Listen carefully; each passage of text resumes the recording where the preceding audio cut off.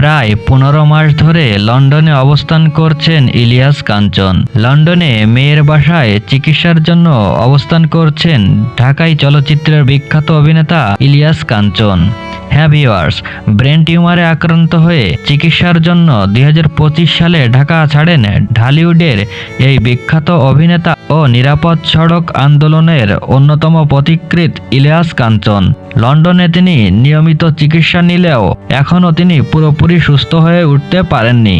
একটি ভিডিওতে তাকে দেখা যায় দর্শকদের সামনে, যেটা সামাজিক যোগাযোগ মাধ্যমে ভাইরাল হয়েছে। এই ভিডিওটিতে তাকে অনেক ক্লান্ত ও পরিশ্রান্ত দেখাচ্ছিল। সেখানে স্বজনরা কথা বললেও ইলিয়াস কাঞ্চনকে কোনো কথা বলতে দেখা যায়নি। ভিডিওটিতে তার এক পাশ বাঁকাও দেখা যাচ্ছিল।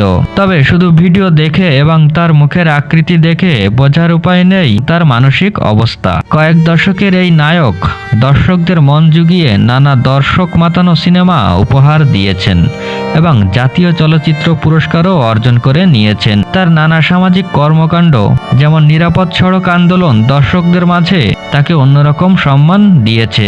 সম্প্রতি তার এই অসুস্থতার ভিডিওটি ছড়িয়ে পড়ায় দর্শক মহলে উদ্বেগের সঞ্চার হয়েছে।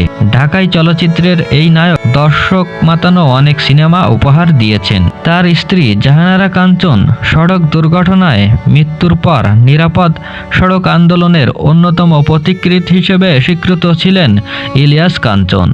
তার চিকিৎসার সর্বশেষ পরিস্থিতি নিয়ে তার পরিবারের পক্ষ থেকে কোনো আনুষ্ঠানিক বিবৃতি এখনও দেওয়া হয়নি।